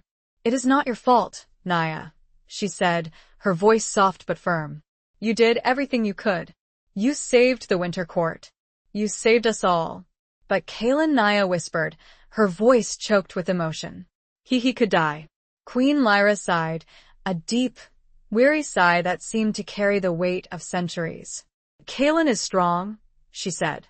"He has faced death before. He will fight." They waited in silence, the only sounds the soft murmur of voices from within the healing chamber and the occasional cry of pain from other parts of the infirmary. Time seemed to stretch on endlessly, each moment an eternity of agonizing uncertainty. Finally, after what seemed like an age, the door to the healing chamber opened, and the chief healer, an ancient woman with silver hair and piercing blue eyes, emerged. Naya and Queen Lyra rushed towards her, their faces etched with hope and fear. "How is he?" Naya asked, her voice trembling. The healer's expression was grave, but there was a flicker of hope in her eyes. "He is alive," she said. "But his condition is precarious." The ice dagger was infused with a dark magic, a poison that is slowly spreading through his system. Naya's heart sank. She had feared as much. She had seen the unnatural gleam of the ice dagger, the way it seemed to pulse with a malevolent energy. "Can you save him?" Queen Lyra asked, her voice urgent. The healer hesitated. "We're doing everything we can," she said. "We have neutralized the immediate effects of the poison, but it has weakened him considerably. He is fading." "There must be something more we can do," Naya said, her voice desperate. "There must be a way to counteract the poison, to restore his strength." The healer looked at Naya, her eyes filled with a strange mix of sympathy and understanding. "There is one possibility," she said. "A legend, a myth. Some say a flower that blooms only in the heart of the deepest winter, a flower said to possess powerful healing properties, capable of curing any ailment, even the most potent of poisons." "The frost bloom," Queen Lyra whispered, her eyes widening in recognition. "But it is just a story, a legend. No one has ever seen it." "It may be our only hope," Naya said, her voice firm, her eyes filled with a renewed determination. "I will find it. I will bring it back and save Kaelin." Queen Lyra tried to dissuade her, arguing that it was too dangerous, that the journey to the heart of winter was fraught with peril, that the flower itself might be nothing more than a myth. But Naya was resolute. She would not let Kaelin die. She would risk everything to save him. "I am the Frostbound heir," Naya said, her voice ringing with conviction.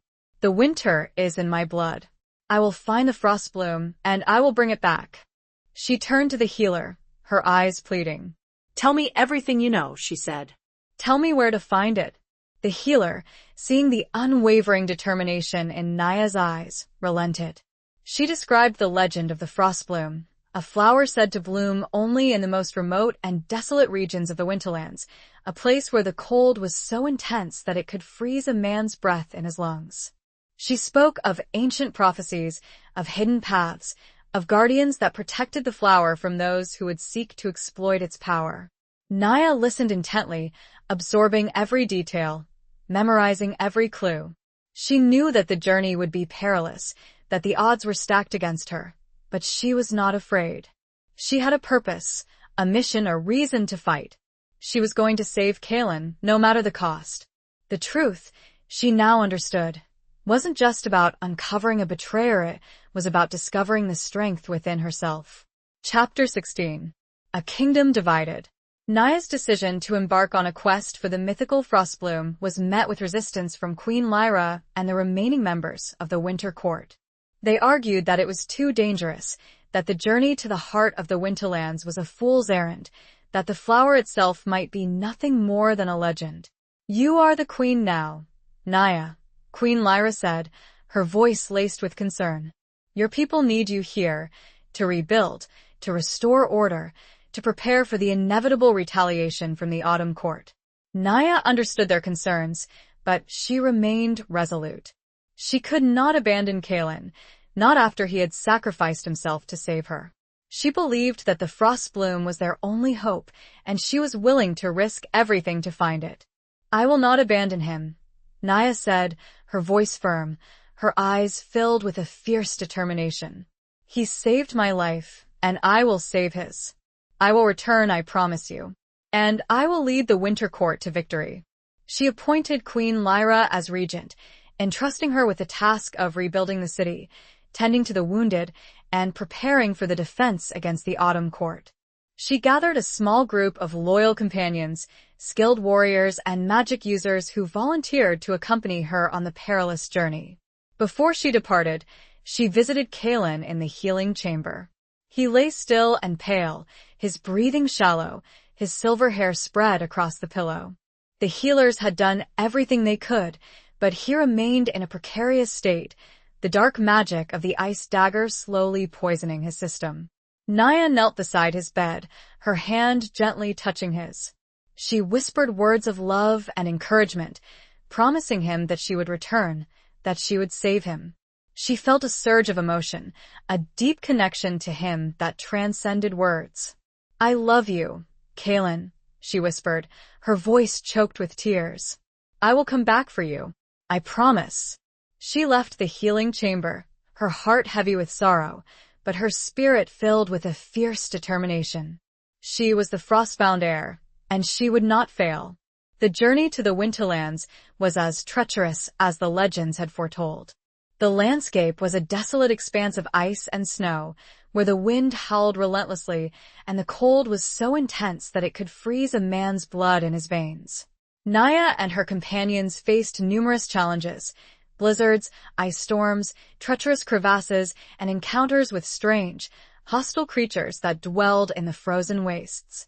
They relied on their skills, their courage, and their magic to survive.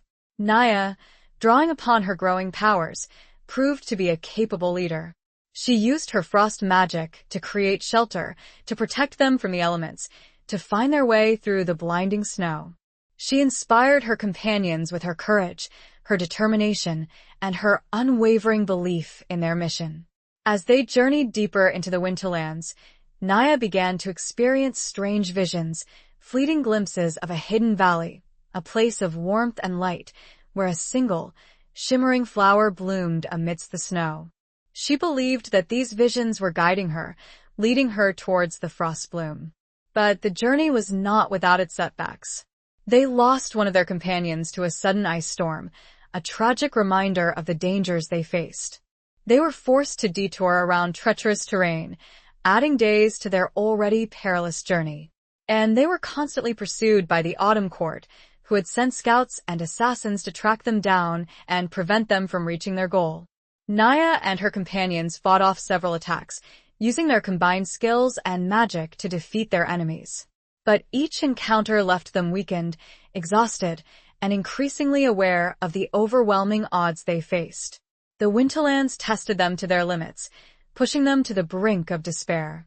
But Naya refused to give up. She clung to the hope that the Frostbloom was real, that it could save Kaelin, that they could still prevail. As they approached the location indicated by Naya's visions, the landscape began to change. The desolate expanse of ice and snow gave way to a hidden valley, sheltered from the harsh winds, where a faint glimmer of light could be seen. It was a place of unexpected beauty, a secret oasis in the heart of the frozen wastes. A kingdom divided, not just by the courts, but within herself the queen and the woman, duty and love. And in the distance she saw it, a single, shimmering flower, blooming amidst the snow. The Frostbloom. Chapter 17. The Warmth of Defiance. The hidden valley was a sanctuary of warmth and life, a stark contrast to the desolate, frozen landscape that surrounded it. A geothermal spring, hidden deep beneath the ice, fed a network of underground rivers, creating a microclimate that allowed plants to thrive and animals to flourish. The Frostbloom, the object of Naya's perilous quest, bloomed at the center of the valley, near the edge of a steaming pool. It was a flower of exquisite beauty, its petals shimmering with an iridescent, otherworldly light. It pulsed with a gentle, rhythmic beat, radiating a warmth that could be felt even from a distance. Naya and her companions approached the flower with a sense of awe and reverence. They had faced countless dangers, overcome seemingly insurmountable obstacles, and now they had finally reached their goal. But their journey was not yet over. As they drew closer to the Frostbloom, they saw that it was guarded. A creature of immense size and power, a winter wolf unlike any they had ever seen, stood before the flower, its eyes glowing with an icy blue light, its fur shimmering with frost. The wolf was a guardian, a protector of the Frostbloom, a creature of ancient magic and primal power. It was not inherently hostile, but it would defend the flower from any who would seek to harm it or exploit its power. Naya knew that they could not defeat the wolf in a direct confrontation. It was too powerful, too deeply connected to the magic of the valley. They needed to find another way, a way to convince the wolf that they were not a threat, that they sought only to heal, not to harm. She remembered the stories Kalen had told her about his connection to the winter wolves, about his ability to communicate with them, to understand their ways.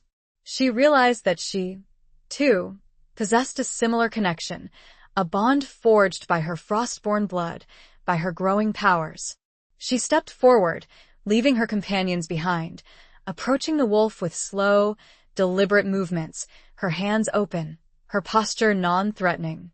She spoke to the wolf, not in words, but in the language of magic, of emotions, of intent. She showed the wolf her memories, her love for Kalen, her desperation to save him, her respect for the power of the Frostbloom. She showed the wolf her heart, her vulnerability, her unwavering determination. The wolf watched her, its icy blue eyes scrutinizing her, assessing her intentions. It remained still, silent, its powerful body radiating an aura of ancient magic. Naya continued to communicate with the wolf, channeling her emotions, her will, her love. She poured her heart out to the creature, pleading for its help, for its permission to take the Frostbloom and save Kalen's life. Finally, after what seemed like an eternity, the wolf responded. It lowered its head, a gesture of acknowledgement, of acceptance. It stepped aside, granting Naya access to the Frostbloom. Naya approached the flower with reverence, her hands trembling. She carefully plucked the bloom from its stem, feeling a surge of warmth and energy flow through her. The flower pulsed with life, its light illuminating her face. She thanked the wolf, bowing her head in gratitude. The wolf responded with a soft rumble, a sound that echoed through the valley, a blessing and a farewell. Naya and her companions left the hidden valley, carrying the Frostbloom with them, their hearts filled with hope and relief. They had succeeded in their quest, but they knew that the journey back to Everfrost would be just as perilous, if not more so. The Autumn Court would be waiting for them, eager to prevent them from reaching Kalen and using the Frostbloom's power. They would have to be vigilant, resourceful, and courageous. As they emerged from the valley, back into the harsh reality of the Winterlands, Naya felt a surge of determination. She held the Frostbloom in her hand, a symbol of hope, a source of power, a testament to her love for Kalen. She would not fail. She would return to Everfrost, She would save Kaelin, and she would lead the Winter Court to victory. The warmth of defiance, fueled by the Frostbloom's magic and her own unwavering resolve, spread through her, melting the last vestiges of doubt and fear. She was ready to face whatever challenges lay ahead, ready to fight for her kingdom, for her love, for her future. The blizzard winds whipped, but did not touch them. The wolf's blessing held. Chapter 18. The Gathering Storm. The journey back to Everfrost was a race against time. Naya and her companions, carrying the precious Frostbloom, pushed themselves to their limits, navigating the treacherous Winterlands while evading the relentless pursuit of the Autumn Court. They knew that Kaelin's life hung in the balance, that every moment was crucial. The dark magic of the ice dagger was slowly poisoning his system, and only the Frostbloom could counteract its effects. They faced numerous obstacles: blizzards, ice storms, treacherous crevasses, and encounters with scouting parties from the Autumn Court. But they persevered, drawing strength from their determination, their loyalty to Naya, and their hope for Kaelin's recovery. Naya, empowered by the Frostbloom, proved to be a formidable leader. She used her frost magic to protect them from the elements, to create paths through the snow, to defend them against their enemies. The Frostbloom's warmth radiated through her, enhancing her powers, giving her strength and resilience.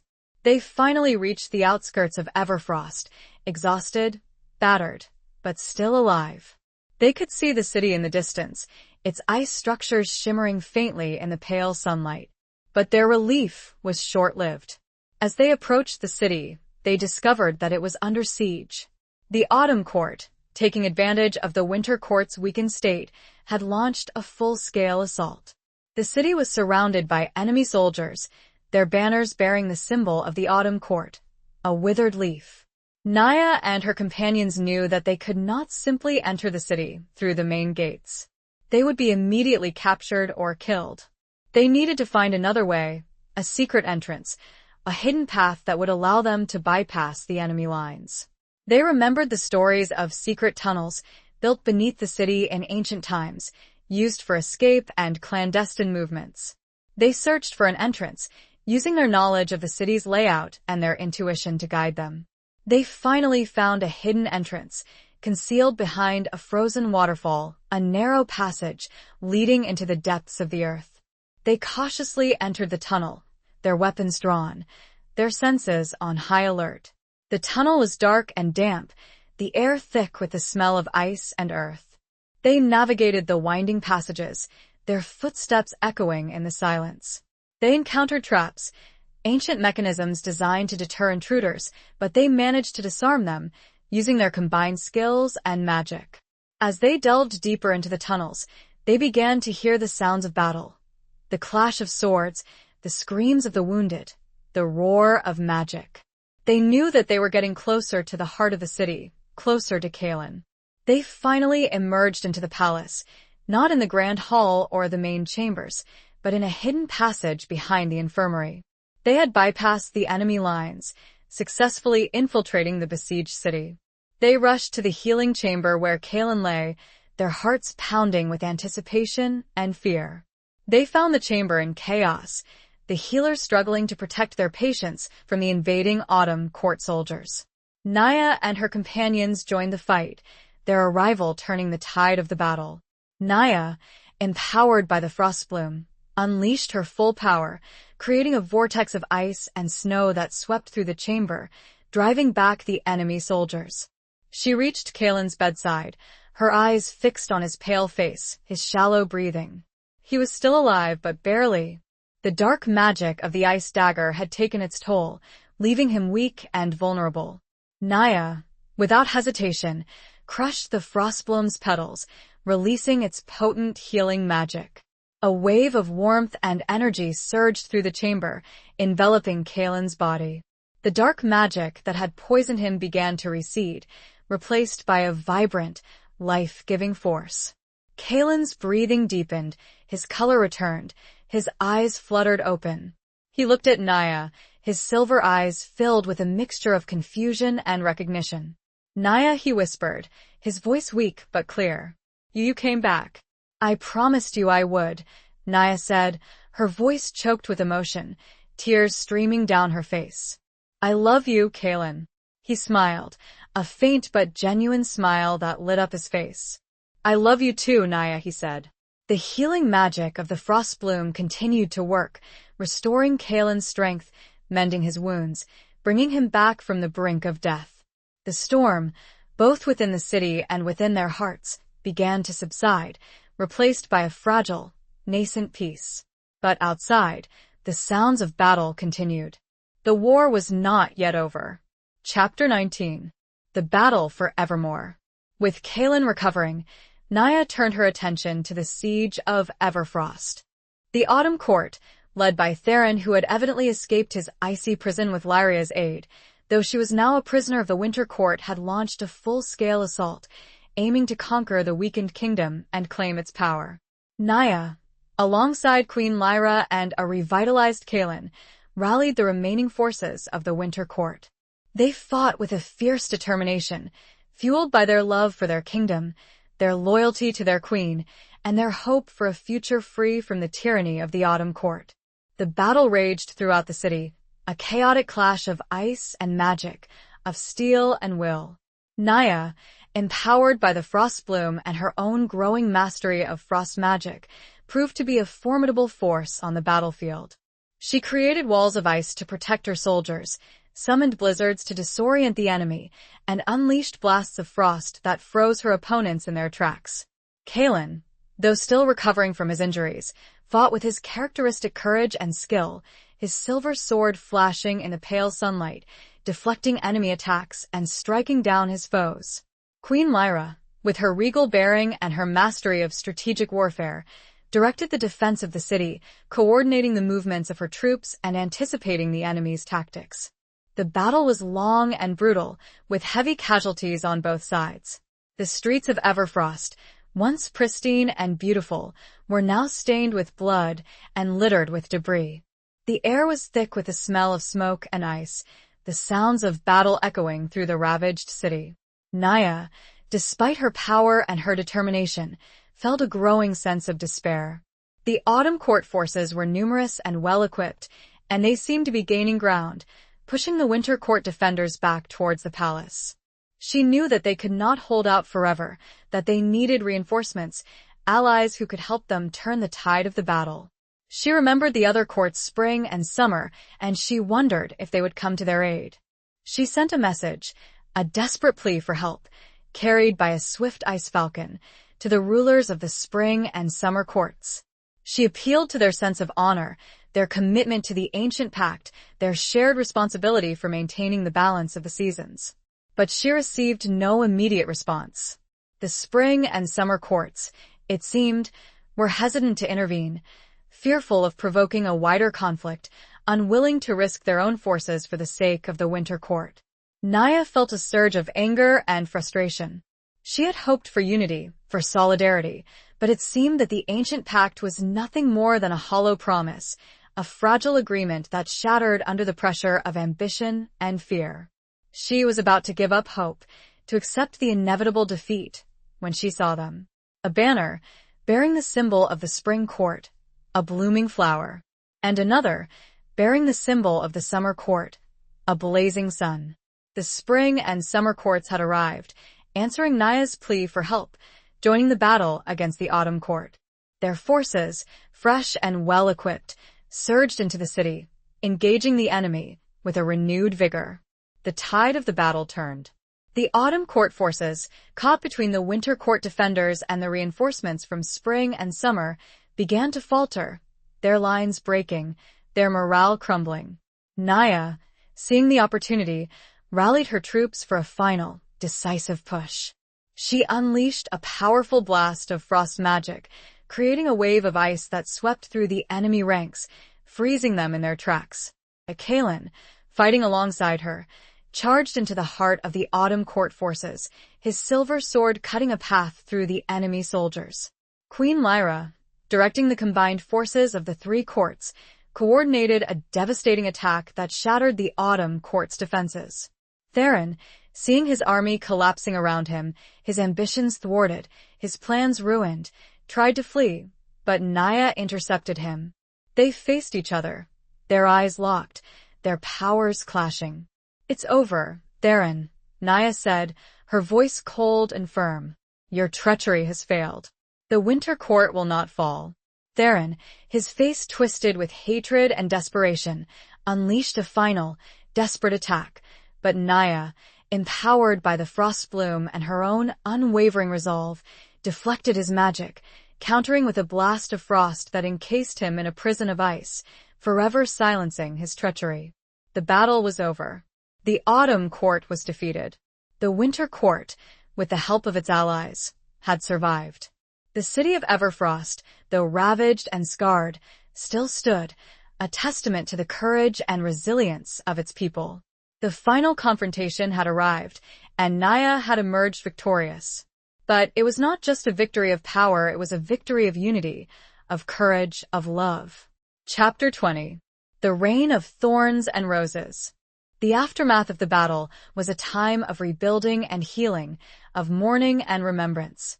The city of Everfrost, though scarred and damaged, slowly began to recover, its people working together to repair the damage, to restore their homes, to rebuild their lives. Naya, now officially crowned as Queen of the Winter Court, took on the responsibility of leading her people with a newfound strength and wisdom. She had faced betrayal, loss, and near death, but she had emerged from the crucible stronger, more compassionate, and more determined than ever. She worked closely with Queen Lyra, who remained a trusted advisor and a valuable ally. She also forged strong relationships with the rulers of the Spring and Summer Courts, solidifying the alliance that had saved the Winter Court from destruction. She implemented reforms aimed at strengthening the kingdom, preventing future betrayals, and fostering a greater sense of unity and cooperation among the different factions within the Winter Court. She established a council composed of representatives from all walks of life to advise her on matters of policy and governance. She also focused on healing the wounds of the past, reaching out to those who had been misled by Theron and Lyria, offering them forgiveness and a chance to reintegrate into society. She understood that true strength lay not just in power, but in compassion, in understanding, in the ability to unite a divided people. Lyria, who had been freed from Theron's control by Naya's magic, was brought before the queen. She was a shadow of her former self, filled with remorse and regret for her actions. Naya, remembering their friendship, seeing the genuine sorrow in Lyria's eyes, offered her forgiveness. "I know you were not yourself, Lyria," Naya said. "You were manipulated, controlled. I forgive you." Lyria, overwhelmed by Naya's compassion, broke down in tears. She pledged her loyalty to Naya, vowing to use her skills as an ice sculptor to help rebuild the city, to create works of art that would inspire hope and healing. And then there was Kalen. He had recovered fully from his injuries, thanks to the healing power of the Frostbloom. He remained by Naya's side, her closest advisor, her confidant, her love. Their relationship, forged in the crucible of battle and betrayal, had deepened into something profound and enduring. They understood each other, they trusted each other, they loved each other. One evening, as they stood on the balcony of the rebuilt ice palace, overlooking the city, Kalen took Naya's hand, his silver eyes meeting hers. "Naya," he said, his voice filled with emotion. "Will you marry me? Will you be my queen, not just in title, but in heart and soul?" Naya, her heart overflowing with love, smiled and nodded. "Yes, Kalen," she said. "Yes, I will." Their wedding was a celebration of love, of unity, of hope. The entire Winter Court, along with representatives from the Spring and Summer Courts, gathered to witness the union of their queen and her beloved. Naya, dressed in a gown of shimmering ice and frost, adorned with the Frostbloom, which had become a symbol of her reign, walked down the aisle, her heart filled with joy. Kalen, standing at the altar, his silver eyes shining with love, watched her approach, his heart overflowing with happiness. They exchanged vows, promising to love each other, to support each other, to rule together, with wisdom, compassion, and justice. They were crowned together as king and queen of the Winter Court, their reign marked by a new era of peace, prosperity, and unity. The reign of Naya Eldrin, the Frostbound heir, became known as the Reign of Thorns and Roses. The thorns represented the challenges she had faced, the betrayals she had endured, the battles she had fought. The roses represented the love she had found, the friendships she had forged, the beauty she had created. It was a reign of balance, of strength and compassion, of ice and warmth.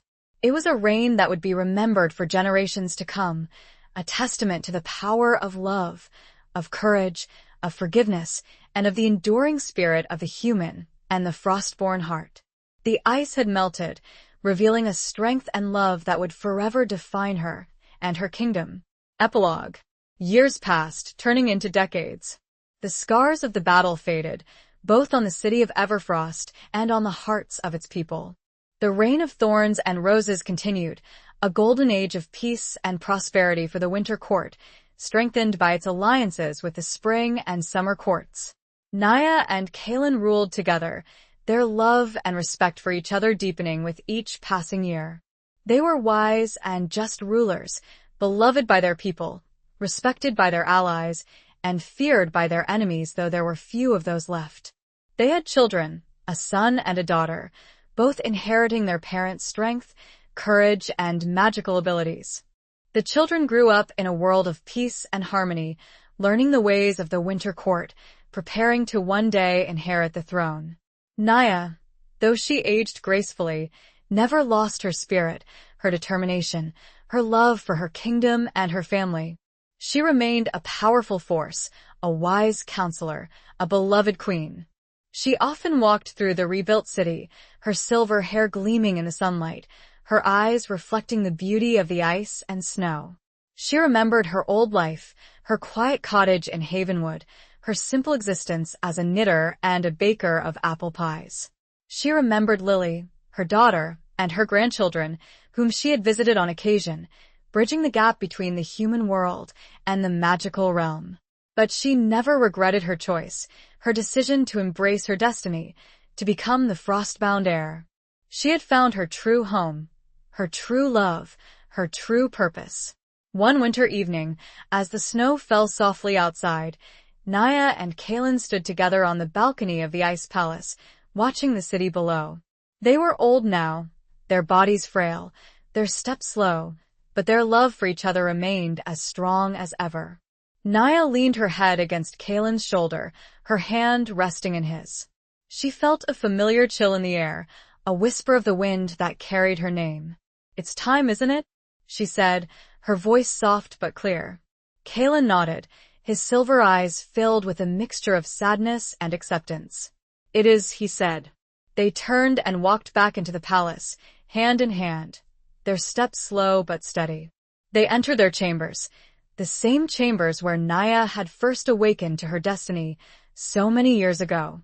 They lay down on the bed, surrounded by the furs and silks, the memories of their life together. They held each other close, their hearts beating in unison. As the snow continued to fall outside, a gentle warmth spread through the room.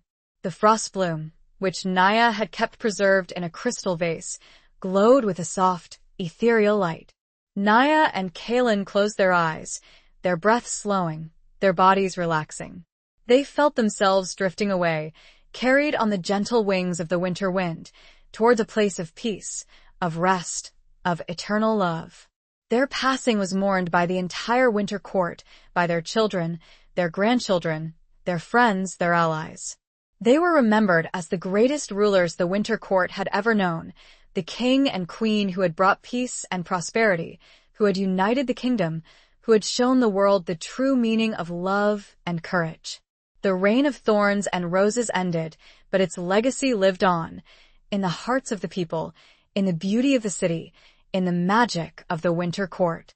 And somewhere, in a realm beyond the veil of ice and snow, Naya and Kaelin, reunited in eternal love, watched over their kingdom, their spirits forever bound to the land they had loved and served so well. The snow fell, blanketing the world in a peaceful, eternal winter.